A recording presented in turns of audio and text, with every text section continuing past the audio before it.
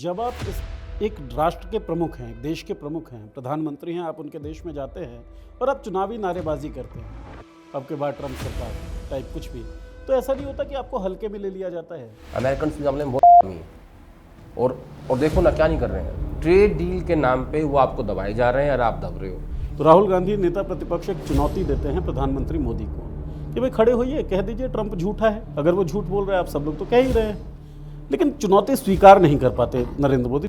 क्या कारण है, क्यों नहीं ले पाते हैं नाम? देखिए, दो नाम नहीं ले पाते हैं वो। उनका भाषण चुनावी मंचों पर जैसा होता है वैसा ही संसद में होता है। 11 साल से आप इस देश को चला रहे हो, लेकिन आप अभी भी विपक्षी पार्टियों को ही गाली देते हो, उन्हीं से आप सवाल पूछते हो। पंडित नेहरू की गलती के कारण आज देश का ये हाल है। फिर आपने क्या किया? 11 साल से क्या कर रहे हो? जो दो भाषणों का जिक्र आपने भी किया, प्रियंका गांधी या राहुल गांधी, बहुत शानदार आर्टिकुलेशन, बहुत शानदार कंटेंट और बहुत शानदार डिलीवरी। इस बार के भाषण में राहुल गांधी, प्रियंका गांधी ने यह कहा कि हमारी दादी, इस देश की प्रधानमंत्री इंदिरा गांधी ने पाकिस्तान के 2 टुकड़े किए, अमेरिका की धमकी के बावजूद किए और बनाया बांग्लादेश। ये बहन और भाई ने पहली बार जिक्र किया है, ठीक है। ये पता नहीं कहाँ खोए थे अभी तक। गृह मंत्री का भाषण आपने जरूर सुना होगा सदन के अंदर।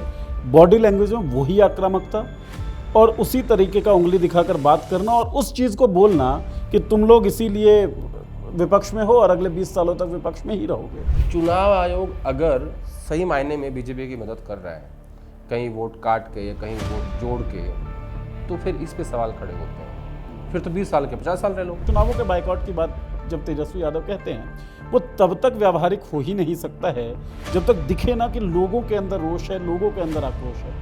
विजिबल तौर पर बिहार के अंदर ऐसा अब तक नहीं दिखा है। ये जो यात्रा राहुल गांधी निकालेंगे, क्या वो आक्रोश बाहर निकाल पाएंगे लोगों के अंदर का? राहुल गांधी जो है वो तेजस्वी यादव को इस यात्रा में साथ रखना चाहते हैं। अब मुझे नहीं पता कि तेजस्वी कितना पैदल चल पाएंगे, ठीक है, क्योंकि स्पोर्ट्स पर्सन रहे हैं सर। स्पोर्ट्स पर्सन रहे हैं आज। हमारे बिहार के नेता को फिर आप जो है आजकल थोड़े से ज़्यादा मोटे हो गए हैं। बिहार वाले हो ही रहे हैं सर। शशि थरूर के पोजीशंस जो उन्होंने हेल्प किए हैं वो हम सबको पता है, कितने अच्छे वक्ता हैं वो भी हमको पता है। क्यों नहीं कांग्रेस ने दिया मौका? खड़गे साहब ने फ़ोन करके ये कहा था थरूर साहब को कि आप ये कह दीजिए सरकार को कि आप मैं जाने के लिए राज़ी हूँ, आप मेरी पार्टी को इन्फॉर्म कर दीजिए। थरूर साहब ने नहीं किया। नमस्कार दोस्तों, हमारे वीकली शो देखी जाए के नए एपिसोड में आप सभी का स्वागत है। और स्वागत हमेशा की तरह हमारे मेहमान या बातचीत करने के दूसरे हिस्से जो हैं आदेश रावल जी, आपका भी है। देखी जाए कि इस एपिसोड में बातचीत नई दिल्ली की भी होगी, सदन की भी होगी और अमेरिका तक भी हम जाएंगे, बिहार भी आएंगे और देश के अलग अलग हिस्सों की बात करेंगे। बात सपा की भी होगी, बात कांग्रेस की भी होगी, बात उन भाषणों को भी होगी जिनको बहुत एग्रेसिव बताया गया और बात उस बॉडी लैंग्वेज की भी होगी जिसे बैकफुट पर बताया गया। पानी पीने का एक दृश्य सोशल मीडिया पर बहुत वायरल हुआ, उसके पीछे का मनोविज्ञान क्या रहा होगा, इस बारे में भी चर्चा होगी और देखी जाए कि इस एपिसोड के बाद आपका रिएक्शन क्या रहता है। पहला सवाल आदेश रावल जी आपके लिए और आपके साथ शुरू करते हैं। और जैसा मैंने इंट्रो में कहा, सदन से शुरू करते हैं और उस बात से शुरू करते हैं जिसकी गूंज अमेरिका तक गई होगी। तो राहुल गांधी नेता प्रतिपक्ष एक चुनौती देते हैं प्रधानमंत्री मोदी को कि भाई खड़े होइए, कह दीजिए ट्रम्प झूठा है। अगर वो झूठ बोल रहे हैं, आप सब लोग तो कह ही रहे हैं, लेकिन चुनौती स्वीकार नहीं कर पाते नरेंद्र मोदी। क्या कारण है, क्यों नहीं ले पाते हैं नाम? देखिए, दो नाम नहीं ले पाते हैं वो, एक प्रेसिडेंट ट्रम्प का और दूसरा चीन का। इसकी मैं शुरुआत करता हूँ 2019 से, जब ये बात शायद लोकसभा चुनाव से पहले की है, जब चीन ने हमारी ज़मीन पे कब्जा कर लिया था। तो ऑल पार्टी मीटिंग में प्रधानमंत्री जी ने कहा था ना कोई घुसा है और ना किसी ने 1 इंच ज़मीन ली है। तो अगर ये बात सच्चाई है तो मैं पूछना चाहता हूँ कि क्यों 40 मीटिंग दोनों देशों के बीच जो सेनाएं हैं वो कर चुकी हैं, वो किस बात को लेकर मीटिंग करती हैं, क्या उनके बीच झगड़ा है जो बार बार दोनों तरफ से डीजीएमओ बैठते हैं और चर्चा होती है और पिछले 5 साल से चलती आ रही है। ऐसा ही है प्रेसिडेंट ट्रम्प की बात। ये सबको पता है कि 10 मई को शाम को, मेरे हिसाब से 5 बजे के आसपास की बात है, मैं ट्विटर खोल के बैठा हुआ था और एकदम से ट्रम्प साहब का ट्वीट गिरा और मैं हैरान हो गया। तब तक ना मैंने कोई सवाल सरकार से नहीं पूछा था, क्योंकि उस वक्त ज़रूर था कि हम अपनी सेना के साथ खड़े रहें। तो मैंने देखा कि यार ये तो सीज फायर कर दिया इसने। फिर मैं उनके अकाउंट पे गया, मैं कहीं पैरोडी तो नहीं है, लेकिन उसके बाद समझ में आया कि नहीं, सही मायने में ही प्रेसिडेंट ट्रंप ने, अमेरिका के प्रेसिडेंट ने हिंदुस्तान और पाकिस्तान के बीच सीज फायर कर दी है। उसके बाद हमारी तरफ से प्रेस कॉन्फ्रेंस हुई और उसके बाद हमें ये बताया गया कि हाँ, सीज फायर हो गया है। उसके बाद से लगभग 30 बार प्रेसिडेंट ट्रंप ये कह चुके हैं कि मैंने ट्रेड का हवाला देकर पाकिस्तान और हिंदुस्तान के बीच में सीज फायर करवाया है और जल्दी ही ट्रेड डील साइन होगी, दोनों देशों से बात चल रही है। अब 2 दिन पहले यानी परसों वो जब वो टैरिफ की बात करते हैं तो कहते हैं कि हमने पाकिस्तान के ऊपर 19% टैरिफ लगाया है और उनके यहाँ तेल को खोजने में हम उनकी मदद करेंगे और हो सकता है कि आगे चल के पाकिस्तान जो है वो हिंदुस्तान को तेल दे। भारत के लिए वो कहते हैं कि हमने भारत पे 25% टैरिफ लगाया है, हिंदुस्तान की जो इकनॉमी है वो डेड है और अगर भारत ने तेल रशिया से लिया तो हम उनके ऊपर पेनल्टी भी लगाएंगे। ठीक है, उसके बावजूद भी कोई कुछ नहीं कह पाता। तो जब आपने एक व्यक्ति के लिए ये तक कह दिया कि अब की बार ट्रंप सरकार, ये 2020 की बात है, उसके बावजूद भी उनकी सरकार नहीं आ पाई, वो सत्ता से बाहर हो गए जी। फिर आपने कार्यक्रम किया अहमदाबाद में उनके लिए, जहाँ वो आए, आपके दोस्त डोनाल्ड ट्रंप या डोनाल्ड ट्रंप में क्या कहूँ, जो भी सही आप समझ लीजिए। जब उस आदमी के अंदर इतना लिहाज नहीं है, दरअसल वो व्यापारी है, बिजनेसमैन है, वो किसी का दोस्त नहीं हो सकता और दोस्ती बराबर में होती है। अच्छा, एक चीज़ बताइए सर, सॉरी आपको इंटरवीन किया मैंने, लेकिन जब आप इस एक राष्ट्र के प्रमुख हैं, एक देश के प्रमुख हैं, प्रधानमंत्री हैं, आप उनके देश में जाते हैं और आप चुनावी नारेबाजी करते हैं, अब के बाद ट्रंप सरकार टाइप कुछ भी, तो ऐसा नहीं होता कि आपको हल्के में ले लिया जाता है कि भाई ये आदमी तो हल्का है? अमेरिकन पता क्या करते हैं, अमेरिकन जितने भी सब राष्ट्रों के प्रमुख हैं ना, उनको रीड करते हैं जी, कि उनकी क्या पर्सनैलिटी है, वो क्या करते हैं, उनको क्या अच्छा लगता है, उनको किस तरह का वातावरण चाहिए, तो फिर वो उनके यहाँ एक स्पेशल विभाग है इसके लिए, फिर वो उनको वैसा ही ट्रीटमेंट देते हैं। उनको पसंद है कि भाई मोदी को रैली करनी है अमेरिका में और वहाँ लोगों को एड्रेस करना है, फिर उनको जाना है फेसबुक के हेडक्वार्टर, फिर वहाँ लोगों को एड्रेस करना है, तो उन्होंने इनकी नब्ज़ पकड़ ली। अमेरिकन इस मामले में बहुत हरामी है और देखो ना क्या नहीं कर रहे हैं, ट्रेड डील के नाम पे वो आपको दबाए जा रहे हैं और आप दब रहे हो और आप एक शब्द नहीं बोल पा रहे हो कि मेरे दोस्त ट्रंप ये तू क्या कर रहा है। कहीं तो मतलब इतना कि बेवफा हो गया मेरे को देख के, तेरे मेरे बीच तो प्यार था, कहाँ गया वो प्यार? लेकिन हो सकता है कि वो प्यार एक तरफा हो, जो हमारे वाले सिर्फ उनसे प्यार कर रहे थे और उसको पता ही नहीं कि मुझे भी इससे प्यार करना है। एक तरफा प्यार थोड़ी प्यार होता है। संभव तो ये भी है ना कि प्यार हो ही ना, किसी तरीके का की गुलामी जैसी अवस्था हो, लेकिन यहाँ बताया जा रहा है कि प्यार एक तरफा तो दिख रहा है। अच्छा, एक तरफा है भाई, जब आप किसी के लिए जाके वोट मांगते हो, फिर आप उनको अपने यहाँ बुलाते हो, आप कहते हो वो मेरे दोस्त हैं, और जब वो दोनों स्टेज शेयर करते हैं तो हिंदुस्तान की मीडिया कहती है कि बिजली कड़कती है जब वो दोनों इकट्ठे हो जाते हैं। तो इनकी तरफ से तो था। अब सोनम बेवफा निकली तो वो क्या करें? भाई, मैं ऐसा मानता हूँ कि दोस्ती बराबर में होती है। ठीक बात है ना? एक तरफा दो पत्रकार दोस्त हो सकते हैं जी, एक नेता और एक पत्रकार दोस्त नहीं हो सकते। नहीं हो सकता, क्योंकि वो आदमी 1000 करोड़ का है, तुम्हारा संघर्ष 1 लाख की महीने की सैलरी का है, मेरा भी वही है ना? तो ये दोस्त कैसे होंगे? ये ज़रूरत के संबंध होते हैं, ये दोस्ती नहीं होती। ऐसा ही प्रेसिडेंट ट्रंप और मोदी का है। दोनों देशों के बीच में डिफरेंस इतना है जितना एक नेता और पत्रकार के बीच में होता है। जी। तो मुझे लगता है कि दोस्ती को प्यार समझ बैठे, दोस्ती को या मैं इसको ऐसे कहूँ कि मतलब आप एक तरफा प्यार था। एनालॉजी जब आप प्यार का ड्रॉ कर रहे हैं सर, तो एक सवाल मेरा ये आता है कि हमने कॉलेज के दिनों में भी देखा कि जितने भी प्यार वाले रिश्ते होते हैं ना, उसमें जब प्रेम त्रिकोण बन जाता है, तीसरे व्यक्ति की एंट्री हो जाती है, तो पहले रिश्ते में दरारें आने लगती है। तो क्या आपको लगता है कि भारत के भी एक व्यापारी की एंट्री इस प्रेम पूरे के वाले पूरे रिश्ते में उसने भी खराब किया कुछ? तीसरे व्यक्ति को सौतन कहते हैं, वही होते हैं ना वो जी, जो रिश्ता तोड़ने की कोशिश करती है। नहीं, उससे ज़्यादा नहीं लगता मुझे। अच्छा, ये तो इन्होंने ज़्यादा आंक लिया उसको कि नहीं वो हमारा दोस्त है। वो आपसे, वो नरेंद्र मोदी का दोस्त नहीं है, वो भारत के प्रधानमंत्री से बात कर रहा था। राइट। आप इंडिया को रिप्रेजेंट करते हो, आप नरेंद्र मोदी को रिप्रेजेंट नहीं कर सकते वहाँ पे। और जब आप मुख्यमंत्री थे तो आपको वीज़ा भी नहीं देती थी अमेरिका। जी, ठीक है ना? आप 140 करोड़ लोगों को रिप्रेजेंट करते हो, इसलिए वो आपसे बात कर रहा है, इसलिए नहीं कर रहा है कि आप मोदी हो। तो आप उसको गलत आंक रहे हो, आप समझ नहीं पा रहे ट्रम्प को। उन्होंने तो आपको रीड कर लिया कि आपको क्या क्या चाहिए, आपको क्या अच्छा लगता है। डोला गाड़े चाहिए, इंडियन डायस्पोरा चाहिए, भीड़ चाहिए, वहाँ भाषण देना है, ठीक है ना, फेसबुक का मंच चाहिए, गूगल का मंच चाहिए, सब दे दिया आप उन लोगों ने आपको। आपने तो रीड नहीं किया ना उसको जी। वो तो व्यापारी है यार, सिंपल है, बिजनेसमैन है वो। ठीक बात है। बिजनेसमैन से प्यार नहीं करना चाहिए, बिजनेसमैन से व्यापार हो सकता व्यापार है, हो सकता है। और ट्रम्प साहब तो व्यापार कर रहे हैं। वही तो किया परसों, जी। 25% टैरिफ में ठोक के रख दिया आपको। और मुझे ये देखना है कि क्या ये जो अभी इस महीने अगस्त में अमेरिकन फिर से आएंगे इंडिया, उनकी फिर से बैठक होगी ट्रेड को लेके। मुझे देखना है कि क्या वहाँ का जो दूध है गाय का, वो हिंदुस्तान की सरकार लेने के लिए राज़ी होती है, नहीं होती है। अगर हो गई ना, उसमें बड़ा पेच है। जो उनका जो दूध है ना, वो मांसाहारी है। अच्छा। हाँ, दूध मांसाहारी कैसे? हाँ, यही बड़ा सवाल है। जब सुनोगे तो हिल जाओगे। बताइए। वहाँ जो जितना भी वहाँ का मतलब जो भी वहाँ पे जिन जिन चीज़ों से वहाँ नॉन वेज जो लोग खाते हैं ना, उनका जो बचा हुआ वेस्ट होता है वो गाय को डाला जाता है। अच्छा। वो गाय खाती हैं।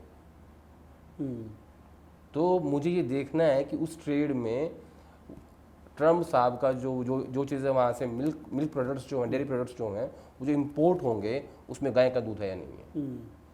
क्योंकि हिंदुस्तान में तो गाय आप जानते हो क्या है, वो तो हमारे यहाँ तो आज की राजनीति में भी गाय बहुत महत्वपूर्ण है।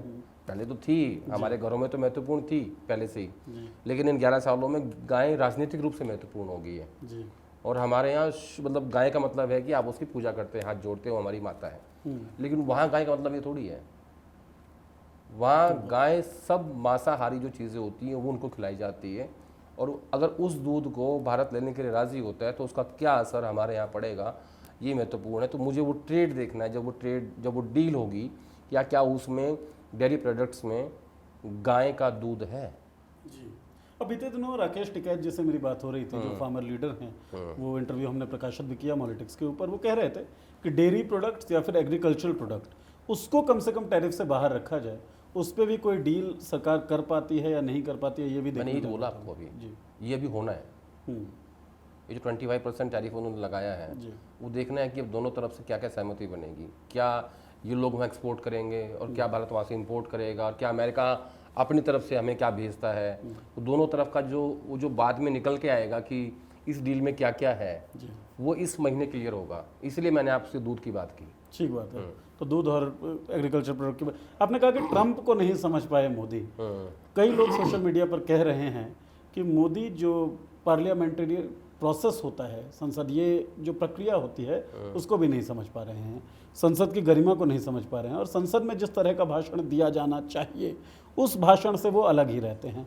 उनका भाषण चुनावी मंचों पर जैसा होता है वैसा ही संसद में होता है। और लगभग 1 घंटे से ऊपर का जो उन्होंने भाषण दिया, नहीं 1 घंटा 40 मिनट, 1 घंटा 40 मिनट ऑब्वियसली, तो उस भाषण को आप कैसा देखते हैं? चुनावी भाषण ही लग रहा था या फिर सब्सटेंस था? देखिए, वो भाषण इसलिए था कि आप देश को बताते कि ऑपरेशन सिंदूर में क्या हुआ जी, ठीक है, आपने पाकिस्तान को कहाँ कहाँ पे मारा, ट्रंप ने सीज फायर क्यों किया, चाइना के साथ ऐसी नौबत क्यों आई कि वो सीधा सीधा खड़ा हो गया पाकिस्तान के साथ में, टर्की उनके साथ क्यों खड़ा हुआ, हमें समर्थन क्यों नहीं मिला बाकी देशों का। ठीक है ना, तो आपने ये कहा कि ट्रंप ने सीज फायर की है, आपने उसका नाम नहीं लिया, ना आपने चीन का नाम लिया, उल्टा आप इस बात पे आ गए कि भाई क्या गलती थी पंडित नेहरू की। 1964 में पंडित नेहरू का देहांत हो गया था। ठीक है, 11 साल से आप सत्ता में हो, इस देश की जनता ने आपको तीसरा टर्म दिया हुआ है। ठीक है, अब कम से कम आप कांग्रेस को या बाकी विपक्षी पार्टियों को नहीं कोस सकते, क्योंकि जो उन्होंने कर्म किए थे राजनीतिक रूप से, जनता ने उन्हें घर बैठा दिया, देश की सत्ता और देश की ड्राइविंग सीट पे आपको बिठाया। ठीक है, और आपको कहा कि आप इस देश को चलाओ। 11 साल से आप इस देश को चला रहे हो, लेकिन आप अभी भी विपक्षी पार्टियों को ही गाली देते हो, उन्हीं से आप सवाल पूछते हो। पंडित नेहरू की गलतियों के कारण आज देश का ये हाल है। फिर आपने क्या किया? 11 साल से क्या कर रहे हो? या आपको फोबिया है पंडित नेहरू से? कुछ दिन पहले आपने ट्रेंड चलाया कि नरेंद्र मोदी जो है इंदिरा गांधी से बड़े हो गए हैं कार्यकाल के हिसाब से। ठीक है, तो क्या आपको पंडित नेहरू से बड़ा होना है? उसके लिए आपको 6 साल और चाहिए। और क्या केवल कार्यकाल के हिसाब से, क्योंकि पंडित नेहरू ने इस देश को एस्टेब्लिश किया है, इस देश को नहीं, बनाया। जो पहली बात तो कांग्रेस पार्टी की गलती ये है कि इस बार के भाषण में राहुल गांधी, प्रियंका गांधी ने ये कहा कि हमारी दादी इस देश की प्रधानमंत्री इंदिरा गांधी ने पाकिस्तान के 2 टुकड़े किए, अमेरिका की धमकी के बावजूद किए और बनाया बांग्लादेश। ये बहन और भाई ने पहली बार जिक्र किया है जी। ठीक है। ये पता नहीं कहाँ खोए थे अभी तक। जब तुम्हारी लीगेसी पे अटैक हो रहा है तो तुम पहले क्यों नहीं बोले? लिगेसी को क्लेम करने के क्लेम करना पड़ता है। जी, अगर आप क्लेम नहीं करते तो लोग लेके भाग जाएंगे। ठीक बात है। सरदार पटेल कहाँ है? गुजरात की स्टैचू बनाई ना मोदी ने, राइट। ले गए ना। टोपी झाड़ू कहाँ है ना केजरीवाल के पास? आप लोग क्लेम ही नहीं करते। अब इन लोगों को ये भी करना चाहिए कि पंडित नेहरू की लेगेसी को भी क्लेम करके भी बताएं संसद के अंदर या इस देश को या बीजेपी को कि IIT, IIM, भाखड़ा नांगल बांध, ONGC, बेल, सेल, ये सब किसने बनाया? उस दौर में जब रिसोर्सेज भी नहीं थे या जब भारत आज़ाद हुआ और जब पहले प्रधानमंत्री पंडित नेहरू बने तो उन्होंने क्या क्या इस देश, कितने विजनरी आदमी था वो कि भाखड़ा नांगल डैम जैसी चीज़, IIT, IIM, जिनमें आज जिनके बच्चों का दाखिले हो जाए तो उनकी कई पीढ़ियां संवर जाती हैं। इस लीगेसी को क्लेम क्यों नहीं कर पा रही है कांग्रेस? क्यों नहीं गिनाते पंडित नेहरू के अचीवमेंट्स को? उस विजन को क्यों नहीं दिखा पाते? हाँ, मैं हैरान हूं कि 11 साल में प्रियंका गांधी और राहुल गांधी ने अपनी दादी के बारे में संसद के भीतर ये कहा कि उन्होंने 2 टुकड़े किए पाकिस्तान के। उनकी हिम्मत की बात की, हाँ, उनकी हिम्मत की बात की और कहा कि अगर आपके अंदर इंदिरा गांधी जैसा साहस है, अगर 50% भी है तो आप संसद के अंदर कहिए कि ट्रंप ने सीज फायर करवाया, नाम लेके बोलिए। और या नहीं करवाया या ट्रंप झूठ बोल रहा है, नहीं ले पाए ना नाम। तो कांग्रेस तो अपने पैर पे खुद कुल्हाड़ी मार रही है। आपके पास देश को बताने के लिए बहुत कुछ, आप बताना नहीं चाहते। लेकिन मैं इस बात से हैरान हूं नीरज कि अगर आप पंडित नेहरू की लेगेसी को भी क्लेम नहीं कर सकते ना तो आप कुछ नहीं कर सकते। Right, exactly. मैं तो ये मानता हूं कि उनको डॉक्टर मनमोहन सिंह की लेगेसी भी क्लेम करनी चाहिए, लेकिन वो पंडित नेहरू नहीं कर पा रहे हैं। भाई, जब डिजिटल इंडिया के आलाप होते रहते हैं तो आप राजीव गांधी की लेगेसी को क्यों नहीं क्लेम कर सकते, जो आदमी पहला कंप्यूटर लेकर आया था? लेकिन जब मोदी की बारी आती है तो मोदी बोफोर्स गिना देते हैं। आप कंप्यूटर के जनक से राजीव गांधी ये नहीं गिनवा पाते। बहरहाल, आपने कहा कि हैरान थे अब तक कि कांग्रेस क्यों नहीं क्लेम कर रही है, लेकिन ये जो 2 भाषणों का जिक्र आपने भी किया, प्रियंका गांधी और राहुल गांधी, बहुत शानदार आर्टिकुलेशन, बहुत शानदार कंटेंट और बहुत शानदार डिलीवरी। ये मैं नहीं कह रहा हूँ, सोशल मीडिया पे तमाम जो बड़े पत्रकार हैं, मुझे भी अच्छा लगा। मैंने भी वो भाषण, दोनों भाषण सुने मैंने। बदलाव कैसे आया सर? पहला भाषण नहीं, कोई बदलाव नहीं है। प्रियंका गांधी का जो भाषण था वो पूरा भाषण हिंदी में था जी। उसमें भावनाएं थी, उसमें राष्ट्रवाद था, उसमें उन्होंने लेगेसी को क्लेम किया। राइट। और जब उनकी माँ की आंसुओं की बात आई तो उन्होंने कहा कि हाँ मेरी माँ के आंसू हैं, तो उन्होंने उसमें इमोशंस भी थे। ठीक है, प्रियंका गांधी ये सब बेहतर तरीके से कर सकती हैं क्योंकि वो उनकी हिंदी जो है उनकी फर्स्ट लैंग्वेज है। राइट। ठीक है, मुझे नहीं पता कहीं शायद विदेश में वो पढ़ी हैं नहीं पढ़ी हैं, लेकिन उनकी हिंदी बहुत अच्छी है, पकड़ अच्छी है और वो हिंदी के बड़े अच्छे शब्दों का इस्तेमाल करती हैं। जो भारी भरकम शब्द होते हैं ना, वो उनका इस्तेमाल करती हैं और वो कहीं भी उसमें फंबल नहीं करती हैं। अब ये जो भाषण था, इसमें ये भाषण था डिफेंस पे, आर्मी पे, आर्म फोर्सेस पे, अमेरिका पे, चाइना पे, ठीक है, ऑपरेशन सिंदूर पे, स्ट्रैटेजी पे जी। तो इस भाषण को अगर राहुल गांधी हिंदी में देते तो मुझे लगता है कि थोड़ा सा डिफिकल्ट होता। तो इन्होंने उसमें मिक्स कर दिया हिंदी और अंग्रेजी को, और अंग्रेजी की जो डिलीवरी राहुल गांधी की है वो उतनी ही अच्छी है जितनी अच्छी प्रियंका गांधी की हिंदी की डिलीवरी है। ठीक है, उसमें वो भी कहीं नहीं फंसते। लेकिन इस भाषण को अंग्रेजी में देना ही बेहतर था। इसको अगर हिंदी में देते तो आपकी बात जनता तक नहीं पहुंच पाती, वो इम्पैक्ट नहीं रहता, इम्पैक्ट भी नहीं आता उतना। तो जो उसका जो स्ट्रैटेजिक पार्ट था, जो स्ट्रैटेजिक फेलियर था, ठीक है, जो इंटरनेशनल डिप्लोमेसी थी, इन सब चीज़ों को आप हिंदी में बात नहीं कर सकते। तो जब ये भाषण लिखे भी जाते हैं, जहाँ तक मुझे पता है कि ये लोग बैठते हैं, नेता जो है टीम के साथ बैठते हैं अपनी, प्रियंका गांधी भी राहुल गांधी भी इन्वॉल्व होते हैं उन चीज़ों में, तभी जाके आप उसको बेहतर तरीके से डिलीवर कर पाते हो। ऐसे नहीं होता कि आपको पॉइंट्स बना के दे दिया, आपने भाषण दे दिया। अच्छा, कम्युनिकेशन के फील्ड में आप भी हैं और आप काफ़ी वरिष्ठ हैं कम्युनिकेशन के फील्ड में। नहीं, मैं इतना वरिष्ठ नहीं हूँ। नहीं, काफ़ी वरिष्ठ हैं सर, हमारे लिए तो आप बुजुर्ग ही हैं हमारे। ठीक है, और कम्युनिकेशन के फील्ड में ही हम हैं, तो हमें पता है जब भी डिलीवरी के वक्त अथॉरिटी तभी आएगी जब आप इन्वॉल्व होंगे कंटेंट के साथ। तो वो इन्वॉल्वमेंट दिख रही थी कहीं। एक सवाल मेरा ये है कि राहुल गांधी और प्रियंका गांधी के भाषणों के बीच बाकी सारे भाषणों की चर्चा बहुत कम हुई, चाहे वो अखिलेश यादव का भाषण हो जिसमें उन्होंने सीधे तौर पे पहलगाम हमले तक वो गए। मैं आपको एक बीच रोक रहा हूँ बीच में। अखिलेश की आपने अखिलेश का जिक्र किया ना, इसको इसके आगे आगे वापस बाद में बढ़ना आप। जी मैं अखिलेश को बहुत अच्छा वक्ता मानता हूँ। मैंने आपके शो में बोला भी ये बात कि उनके जो कटाक्ष होते हैं राजनीतिक रूप से, और वो जाने जाते हैं सटायर को लेके, लेकिन इस बार जब वो संसद में भाषण दे रहे थे, मैं ध्यान से सुन रहा था। दरअसल मैं घर से आ रहा था तो मैं गाड़ी में ही सुन रहा था, मैं कोई चीज़ मिस करना नहीं चाहता था। जी बारिश हो रही थी, ट्रैफिक भी काफ़ी था, तो टाइम बहुत था मेरे पास। मुझे अखिलेश का भाषण सुन के बहन जी की याद आ रही थी, मायावती जी की। अच्छा वो उन्होंने पूरा भाषण देख के पढ़ा, पॉइंट टू पॉइंट। समाजवादियों ने ये किया, समाजवाद में ये होना चाहिए था, आपने ये कर दिया। वो बिल्कुल ठहरा हुआ, थका हुआ भाषण था, ओपन नहीं था। नहीं जैसा अखिलेश जाने जाते हैं जिस चीज़ के लिए, वैसा भाषण बिल्कुल नहीं था। और उनको देख के और उनको सुन के मुझे मायावती जी की याद आ रही थी कि ये बिल्कुल सेम फॉर्मेट में उस भाषण को पढ़ रहे हैं। जिस बात के लिए अखिलेश यादव जाने जाते हैं वो इस बार बहुत मिसिंग था। अब वो उन्होंने खुद लिखा था या उनकी टीम ने लिखा था मुझे नहीं पता, लेकिन अखिलेश यादव को जो वो नेचुरल हैं, जितने नेचुरल हैं वही रहना चाहिए। ठीक। अगर वो पढ़ के और बनावटी हो, देखिए पढ़ना भी जरूरी होता है, मैं ये नहीं कहता, आप पॉइंट्स लेके, जो आपका अंदाज था ना, जो अखिलेश यादव है वो मिसिंग था। ठीक। ये मैंने आप बीच में इसलिए रोका कि मैंने फील किया आज इस बार के भाषण में। नहीं, ये बिल्कुल ज़रूरी बात है। और रुहुल्लाह मेहदी, इनका मैं ख़ास तौर पे जिक्र करना चाहूँगा। अगर आपने उनका भाषण सुना हो, जम्मू कश्मीर वाले, मैं उसको पूरा भाषण सुन नहीं पाया, मैंने सुना उन्होंने काफ़ी अच्छा बोला। कश्मीर की आवाज़ जो थी, मैं दर्शकों को बता दूं, और मैं चाहता हूं कि वो भाषण सुना जाए, क्योंकि कश्मीर की आवाज़ की तरह रुहुल्लाह मेहदी बात कर रहे थे जब उन्होंने कहा कि आप लोगों ने सस्पेक्शन के आधार पर, सस्पेक्ट कुछ लोगों को माना, बम आपने चलाए और कई लोग उसमें हताहत हुए, तो किसी ने बोला कि ठीक ही तो किया।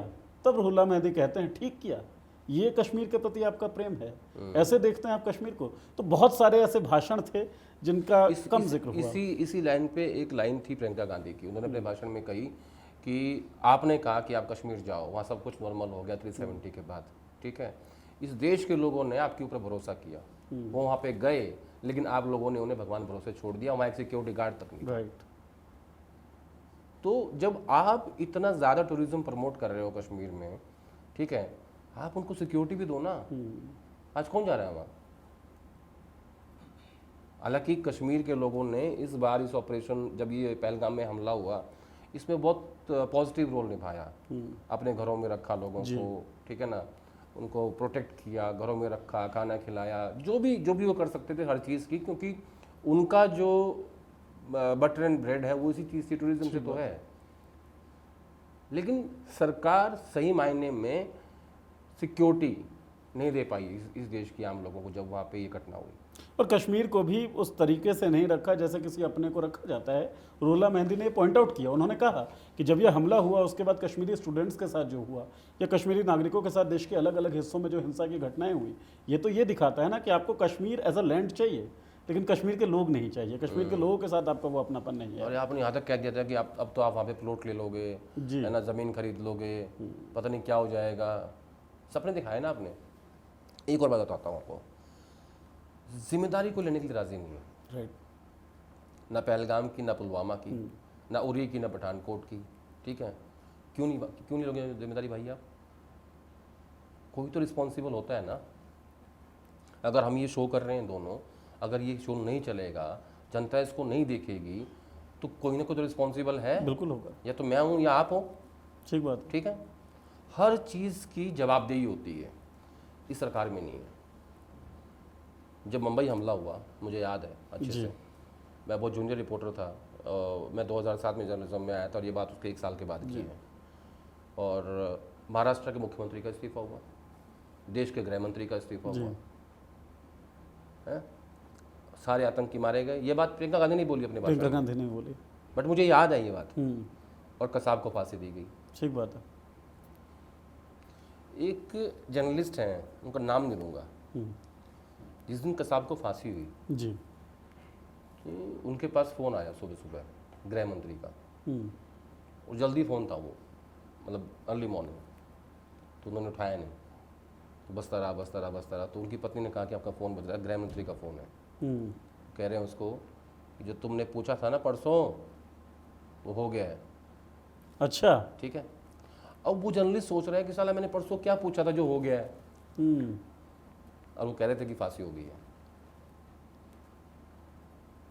तो जवाबदेही थी, हर चीज़ में जवाबदेही, एक्शन दिखता था। जब दिल्ली में ब्लास्ट हुआ और इस बात के आरोप लगे कि शिवराज सिंह चौहान ने 1 घंटे में 3 सूट चेंज किए हैं, जहाँ जहाँ जितनी साइट्स पे अलग अलग गए, उनका भी इस्तीफा हुआ। इस सरकार में ना किसी की जवाबदेही है, इस्तीफा तो भूल जाओ। अगर मनोज सिन्हा ये कहते हैं कि मेरी जवाबदेही है लगभग 1-1.5 महीने के बाद में, तो रिजाइन कर दो। ठीक बात है। क्यों नहीं कर देते? जवाबदेही से एक बात और याद आती है, यह सवाल जागता है जो बड़ा नेचुरल सवाल होना चाहिए कि जब आतंकी हमला होता है किसी देश पर, ख़ासतौर पर भारत पर, भारत की जो व्यवस्था है इसमें सबसे बड़ी जिम्मेदारी तो बनती है गृह मंत्री की। मनोज सिन्हा बेशक रिस्पॉन्सिबिलिटी ले रहे हो कि भाई मेरी जिम्मेदारी बन रही है, लेकिन जिम्मेदारी तो गृह मंत्री की बनती है। गृह मंत्री का भाषण आपने ज़रूर सुना होगा सदन के अंदर, बॉडी लैंग्वेज में वही आक्रामकता और उसी तरीके का उंगली दिखाकर बात करना और उस चीज़ को बोलना कि तुम लोग इसीलिए विपक्ष में हो और अगले 20 सालों तक विपक्ष में ही रहोगे। मैं इसीलिए पूछ रहा था, चुनावी भाषण, चुनावी मंच जो है वो भी सदन में वही सज चुका है। 2 कारण हैं इसके। एक तो होता है भाई कि अब 3rd टाइम सत्ता में हो तो थोड़ी एरोगेंस तो आई जाती है आदमी के अंदर कि हमें कौन हराएगा। और जब कोई भी व्यक्ति किसी भी पार्टी का हो, जब वो पद पे बैठा होता है ना, उसको कुछ नज़र नहीं आता उसके दाएं बाएं, क्योंकि उसको वही चीज़ दिखाई देती है जो उसको दिखाई जाती है। दूसरा, जो आज की डेट में जो सबसे बड़ा मुद्दा है वो है चुनाव आयोग का और उसके रोल का जी। और जो नेता प्रतिपक्ष राहुल गांधी इस बात को कह रहे हैं कि मेरे पास सबूत हैं कि इलेक्शन कमीशन जो है वो चोरी करवाता है। कर्नाटक का जिक्र करके नहीं, वो उन्होंने महाराष्ट्र का जिक्र किया, उन्होंने कर्नाटक का किया और अब वो बिहार का भी कर रहे हैं और वहाँ पे यात्रा भी निकाल रहे हैं अभी इसी मुद्दे को लेकर। वो यात्रा है 15 दिन की, लगभग 22 जिलों से होगी गुजरेगी, उस पर बाद में आऊँगा। तो चुनाव आयोग अगर सही मायने में बीजेपी की मदद कर रहा है, कहीं वोट काट के कहीं वोट जोड़ के, तो फिर इस पे सवाल खड़े होते हैं। फिर तो 20 साल के 50 साल रह लो। जब लेवल प्लेइंग फील्ड ही नहीं है किसी के लिए, फिर तो कोई भी राज करेगा। तो मेरा ऐसा मानना है इसमें कि कहीं ऐसा ना हो कि इस देश में ये आने वाले समय में बड़ा मुद्दा बन जाए।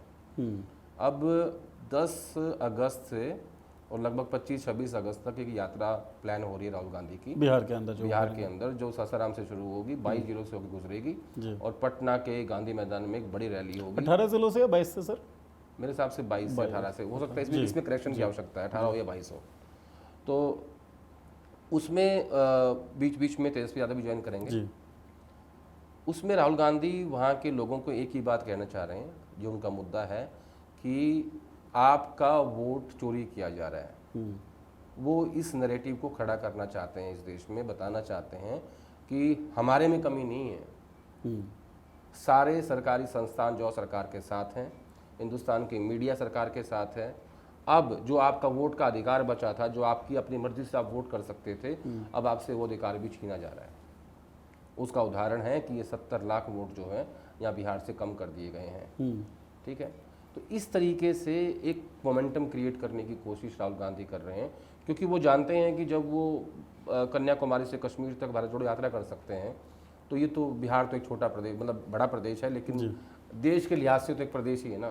तो वो वहाँ भी एक बड़ी यात्रा करने की तैयारी में है पूरी। और जो वो यात्रा, मुझे लगता है कि उसका काफ़ी इम्पैक्ट पड़ेगा। और कुछ सर्वेज भी चल रहे हैं साथ साथ। वो सर्वेज ये चल रहे हैं कि ये जानना चाह रहे हैं कि यादव के अलावा जो ओबीसी है, अदर देन यादव जो ओबीसी है, वो कास्ट सेंसस और ओबीसी की बात जो राहुल गांधी कर रहे हैं कि हमने ओबीसी को पीछे छोड़ दिया और हमसे गलती होगी कि यूपीए के समय में हमने कास्ट सेंसस नहीं कराया। ठीक है, आज जो ओबीसी की बात राहुल गांधी कर रहे हैं, तो उसमें मुझे लगता है कि कुछ सेंध मारने की कोशिश हो रही है छोटी जातियों में। गैर यादव ओबीसी जो है वो उन जातियों की संख्या बहुत ज़्यादा है। वो छोटी छोटी जातियाँ जो हैं वो बहुत ज़्यादा हैं। तो उसमें मुझे लगता है कि ये उस पर टारगेट कर रहे हैं जी, और वहाँ से कुछ निकाला जा सकता है। देखिए, राहुल गांधी आज की डेट में अपने आप को इस देश का ओबीसी नेता यानी ओबीसी की आवाज़ बनना चाहते हैं। उसके लिए उन्होंने कमेटी गठित की है। उस कमेटी के जो लोग हैं वो उनकी बैठकें चल रही हैं, उनके कार्यक्रम हो रहे हैं, आइडेंटिफाई किए जा रहे हैं ओबीसी नेता। ठीक है, वो खुद ओबीसी की बात कर रहे हैं क्योंकि वो जानते हैं कि ओबीसी इस देश में एक बहुत बड़ी संख्या है। ठीक है, अगर मैं इसको उल्टा कर दूं, बीजेपी कहती है 80-20 हिंदू मुसलमान जी, अगर मैं इसको उल्टा कर दूं 80-20 या 70-30 कर देता हूं, चलो जी, तो ओबीसी वर्सेस रेस्ट हाँ, 70-30 80-20 तो एक मेजर चंक की आवाज बनना चाहते हैं। और जैसे ही इस तरह का कोई डिवीजन प्रायोगिक तौर पर, व्यावहारिक तौर पर उतरेगा तो 80-20 तो खत्म हो चुका है, क्योंकि 80 में से ही तो ये 80-20 ढलान पे है। जी, क्या होता है राजनीति में, कोई भी नैरेटिव होता है ना, वो धीरे धीरे धीरे धीरे आप उसको एक बार दो बार यूज कर लेते हो, फिर वो कमजोर पड़ जाता है। याद होती है, एक समय अब होता है। जैसे राम मंदिर का मुद्दा था, कहाँ है आज? अच्छा, जिन्होंने बनाया उनको फायदा भी नहीं मिला, जो राम को लाए थे उंगली पकड़ के। आपने जब मुद्दा जिन्होंने बनाया बोला तो मुझे याद आया, जिन्होंने बनाया उनका तो खैर किसी को पता ही नहीं है मार्गदर्शन कहाँ कर रहे हैं वो। जिन्होंने मुद्दा बनाया उनको भी कुछ नहीं मिला जी, और जिन्होंने राम मंदिर बनाया उनको भी कुछ नहीं मिला, उनको भी कुछ नहीं मिला। नुकसान जरूर हुआ है। भगवान जो है ना अपने हिसाब से देता है। भगवान का न्याय भगवान का न्याय है। चलिए, स्पेशल इंटेंसिव रिवीजन की जब आप बात कर रहे हैं सर, तो एक सवाल मेरा उठता ये है कि जब वोट कट रहा है आम लोगों का, दिक्कत तो आम लोगों की है, और अगर वोट चोरी किया जा रहा है जैसा राहुल गांधी आरोप लगा रहे हैं या कह रहे हैं, उस नैरेटिव पे अगर हम विश्वास करें तो लोगों को लड़ना पड़ेगा, लोगों को उठकर खड़ा होना पड़ेगा। चुनावों के बाइकआउट की बात जब तेजस्वी यादव कहते हैं, वो तब तक व्यावहारिक हो ही नहीं सकता है जब तक दिखे ना कि लोगों के अंदर रोष है, लोगों के अंदर आक्रोश है। विजिबल तौर पर बिहार के अंदर ऐसा अब तक नहीं दिखा है। ये जो यात्रा राहुल गांधी निकालेंगे, क्या वो आक्रोश बाहर निकाल पाएंगे लोगों के अंदर का? नहीं, वही उनके सामने चुनौती है। देखिए, बिहार में कांग्रेस पार्टी का स्टेक 20% का है, मेजर स्टेक आरजेडी का है, मतलब गठबंधन का है। और ये आरजेडी जो है वो इंडिया अलायंस का हिस्सा नहीं है, वो यूपीए का हिस्सा है जी। विदेशी मूल के मुद्दे से लेकर सोनिया गांधी के, लालू प्रसाद यादव हमेशा साथ खड़े रहे गांधी परिवार के जी। ठीक है, तो वो इनके पुराने संबंध है और तेजस्वी यादव भी बहुत कंफर्टेबल राहुल गांधी के साथ में है और राहुल गांधी भी उनसे बहुत कंफर्ट रहते हैं। जब भी तेजस्वी यादव दिल्ली आते हैं और उनको कभी वो लंच पे जाते हैं साथ में, कभी डिनर पे जाते हैं, तो वो अच्छा संबंध है उनका। तो राहुल गांधी जो है वो तेजस्वी यादव को इस यात्रा में साथ रखना चाहते हैं। अब मुझे नहीं पता कि तेजस्वी कितना पैदल चल पाएंगे, ठीक है क्योंकि स्पोर्ट्स पर्सन रहे हैं सर, स्पोर्ट्स पर्सन रहे हैं हमारे बिहार के नेता को, फिर आप जो है आजकल थोड़े से ज़्यादा मोटे हो गए हैं बिहार वाले हो ही रहे हैं सर राहुल गांधी थोड़े ज़्यादा फिट हैं, हालांकि उनकी आयु ज़्यादा है तेजस्वी से, लेकिन ज़्यादा फिट हैं, यात्रा वात्रा करते हैं, दौड़ते भी बहुत हैं। तो अब देखते हैं कहाँ कहाँ कितना वो जुड़ पाएंगे, लेकिन ये एक कलेक्टिव एफर्ट है जी। जिस आक्रोश की आप बात कर रहे हो उसको बाहर निकालने की और ये बताने की कि जो आपका अधिकार है, जो आपका वोट, आपके पास जो एकमात्र चीज़ बची थी आपका वोट जी, उसका भी राइट आपसे छीन लिया गया है। तो वो ये बेसिकली एक जन आंदोलन की तरफ जा रहा है। कितना हो पाएगा मुझे नहीं पता, लेकिन बढ़ उसी तरफ रहा है। चलिए, बिहार से वापस एक बार सदन पे आते हैं और एक सवाल जो मुझे पर्सनली लगा कि पूछा जाना चाहिए, पिछले एपिसोड में भी हमको बात करनी चाहिए थी उस बारे में, लेकिन इस सवाल के जरिए हम बातचीत करेंगे। बैजयंत पांडा बीजेपी के सांसद हैं, उन्होंने भाषण दिया, कहते हैं कि कांग्रेस में बहुत अच्छे अच्छे वक्ता हैं, लेकिन मैं देख रहा हूँ कि काफ़ी दिनों से उन्हें मौका नहीं मिल रहा है। वो इशारा कर रहे थे शशि थरूर की तरफ, ऑपरेशन सिंदूर की बात हो रही थी। शशि थरूर के पोजीशंस जो उन्होंने हेल्ड किए हैं वो हम सबको पता है, कितने अच्छे वक्ता हैं वो भी हमको पता है। क्यों नहीं कांग्रेस ने दिया मौका? देखिए, मुझे ऐसा लगता है कि बीजेपी ने उनका इस्तेमाल कर लिया, अब वो ना घर के रहे ना घाट के हैं।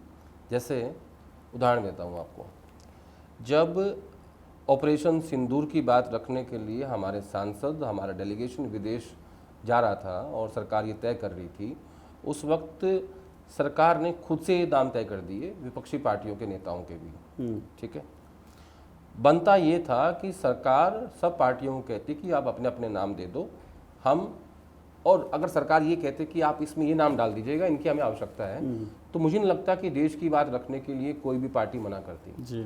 लेकिन बीजेपी तो क्या करती है, वो आपदा में अवसर ढूंढती है।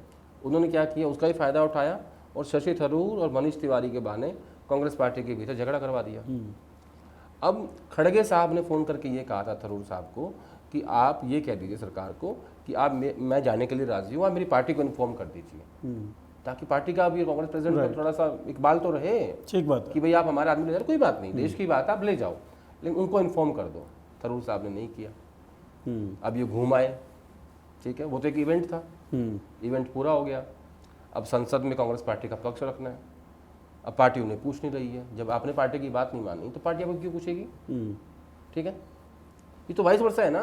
ठीक बात है। ताली थोड़ी कहाँ से बजेगी। अब थरूर साहब अकेले घूम रहे हैं, चश्मा यहाँ टांग के, और वो आधा वादा से फिक्स करने वाला। अब पार्टी उन्हें पूछ नहीं रही है, बीच में उनको इस्तेमाल कर लिया इवेंट क्रिएट करके, इसलिए नहीं बोल रहे हैं। और जय पांडा साहब जो है ना, ये भी उसी अंग्रेजी कल्चर के लोग हैं जो पहले बीजेडी में होते थे, ठीक है, आजकल यहाँ हैं जी। कभी कभी बोलने का मौका मिल जाता है। इनकी हालत भी ज़्यादा अच्छी नहीं है, सेम एलिट क्लास। चलिए ठीक है। आपने कहा कि शशि थरूर को यूज़ कर लिया गया। पिछले एपिसोड में हमने दर्शकों को कहा था कि भाई कुछ सवाल पूछ लीजिए, उपराष्ट्रपति वाला जो पूरा मामला हुआ था, जगदीप धनखड़ साहब का इस्तीफा, उसके बाद ऑडियंस ने जो सवाल पूछा बहुत सारा, उसमें से एक सवाल मैं ले रहा हूँ। ऑडियंस का कहना है कि क्या उपराष्ट्रपति पद के लिए शशि थरूर देखे जा रहे हैं, तो यूज़ कर लिया या फिर यूज़ जो किया है उसका मेहनताना मिलेगा शशि थरूर को? नहीं, ये तो नहीं मैं कह सकता कि क्या मेहनताना मिलेगा, ठीक है। और बीजेपी इतनी जल्दी नहीं देती है, जिसका भी इस्तेमाल करती है। अब आपको याद होगा कैप्टन अमरिंदर सिंह, पंजाब के पूर्व मुख्यमंत्री, आप याद कीजिए गुलाम नबी आज़ाद को, जम्मू कश्मीर के पूर्व मुख्यमंत्री, केंद्रीय मंत्री, कांग्रेस वर्किंग कमेटी के मेंबर, गांधी परिवार के बहुत नज़दीकी, कहाँ हैं, ठीक है। तो थरूर साहब, देखिए पहली बात तो ये है कि क्या यूटिलिटी उनकी है कि वो बीजेपी को क्या दे सकते हैं। अगर उनको कुछ देती है तो बीजेपी ये देखती है कि तुम क्या लेके आ रहे हो, पहले ये बताओ, हम तुम्हारा इस्तेमाल कहाँ करेंगे। वो ये नहीं देखते कि तुम आओ हम तुम्हें कुछ देंगे, वहाँ ऐसा नहीं होता। वो कहते हैं कि तुम्हारी यूटिलिटी कहाँ है, तुम्हारी थाली में क्या है ये बताओ, तुम क्या हमें दे रहे हो, तुम पार्टी के कहाँ काम आ सकते हो, पहले ये बताओ। तो वाइस प्रेसिडेंट, अच्छा अगर आप इसको मैं अगर पॉलिटिकल एनालिसिस करूं, क्योंकि आपने अभी सवाल पूछा है, मैं इसका जवाब दे रहा हूँ स्पॉन्टेनियस, कि अगर केरला के चुनाव से पहले वही संदेश देना चाहते हैं कि हमने केरलाइट को बना दिया वाइस प्रेसिडेंट और थरूर साहब बन जाते हैं और उसका कुछ राजनीतिक लाभ वो केरला में उठा सकते हैं, आप इसको ऐसे देख सकते हैं। और तो कुछ नहीं इसके अलावा ना, यही है मेजर। तो बीजेपी इतना लंबा सोच सकती है, मैं मना नहीं करूंगा, क्योंकि देखिए बीजेपी में एक समस्या ये है कि जो हमारी बिरादरी है, जो हमारी फ्रेटर्निटी है, जो बीजेपी कवर करते हैं, उन लोगों के पास खबरें नहीं होती, उनको पता ही नहीं होता भाजपा में क्या हो रहा है। वहाँ एक व्हाट्सएप ग्रुप बने हुए हैं, एक पार्टी का है, एक पीएमओ का है, एक मंत्रालयों के हैं, जो उसमें आता है ना वही खबर है, बस वही है जो हाँ, है। उसके बाहर नहीं झाँक सकते आप। अगर आप झाँक भी लिए और आपके पास खबर आ भी गई, आप चला नहीं सकते, ना आप ट्वीट कर सकते, ना आप टीवी पे चला सकते, ना आप अखबार में लिख सकते, तो फिर खबर लेने की मेहनत भी करनी है। तो मैं इसको रूल आउट नहीं करूंगा। राजनीति संभावनाओं का खेल है और संभावनाएं कुछ भी हो सकती। उन संभावनाओं में ये भी संभव है कि जो यूज़ किया गया है उसका कोई मेहनताना मिल जाए। लेकिन इसमें मैं एक को डाल देता हूँ डिस्क्लेमर, बीजेपी इतनी जल्दी नहीं देती। ये मेरी व्यक्तिगत जो थोड़ी बहुत मैं राजनीति समझता हूँ उसके हिसाब से कह रहा हूँ। आदेश सर चैनल में रहे हैं, टीवी चैनल्स में, टीवी चैनल्स का जो सिस्टम है कि नया लड़का नई लड़की जाएगी तो पहले इंटर्नशिप करवा लो, उसको एक्सटेंड करते रहो, फिर ट्रेनिंग के तौर पे रख लो, पैसा वैसा कम दो, 1.5-2 साल बाद सोचो कि रख लेते हैं। सब किया मैंने, सब किया, इंटर्नशिप, पहले इंटर्नशिप फिर ट्रेनिंग और फिर एम्प्लॉय। अच्छा, तो तीन सेट हो गए ना। आपको 3 प्रोसेस से गुजरना पड़ा। अभी थरूर साहब ने इंटर्नशिप की, इंटर्नशिप पे हैं, अभी ट्रेनिंग बाकी है और जॉब तो उसके बाद देखी जाएगी। बहरहाल देखी जाएगी। इस एपिसोड में आपके लिए इतना ही था हमारे पास। अगले एपिसोड में आपसे मुलाकात होगी। इस एपिसोड से जुड़ा कोई सवाल हो, कोई सुझाव हो, या अगले एपिसोड में आप चाहते हो कि किसी खास विषय पे हम लोग चर्चा करें, तो इस वीडियो कमेंट बॉक्स में। नहीं नीरज जी, आपने गलती किया, आपने सवाल पूछा, आपने दर्शक का नाम नहीं लिया। अगली बार मैं दर्शक के नाम के साथ रखूंगा। नाम के साथ बताइए कि ये उनका सवाल है और आप ये भी कहिए दर्शकों को कि आप अपना नाम और आपका पता, आप कहाँ के रहने वाले बताइए, वो हम शो में नाम लेंगे। बिल्कुल, मैं इसके लिए माफ़ी चाहता हूं, लेकिन मैं एक बात स्पष्ट कर दूं कि दरअसल बीते एक हफ्ते में इतनी चीज़ें घट गई और संसद के अंदर हमको तो लगा था, मैंने ट्वीट भी किया था कि भाई बड़ा आसान सा चैलेंज राहुल गांधी दे गए, ट्रंप का नाम लेना है वो ले देंगे मोदी जी और ख़त्म हो जाएगा, लेकिन वो नाम उन्होंने लिया नहीं और घटनाएं बड़ी बड़ी हो गई। तो मुझे लगा चर्चा को इस तरफ केंद्रित करना पड़ेगा। अगली बार आपका सवाल आपके नाम के साथ पूछा जाएगा। अगर किसी खास विषय पे आप चाहते हैं चर्चा हो तो इस वीडियो के कमेंट बॉक्स में लिखें और ज़रूर हम कोशिश करेंगे उस पर चर्चा की जा सके, आंसर आपको दिया जा सके। आदेश जी, हमसे बातचीत करने के लिए बहुत बहुत धन्यवाद। Thank you Neeraj. आप सब लोगों का बहुत बहुत धन्यवाद इसे देखने के लिए। चैनल को सब्सक्राइब कर लीजिए, बेल का आइकन दबा दीजिए ताकि हमारे वीडियोज़ के नोटिफिकेशंस आपको मिलते रहें। शुक्रिया।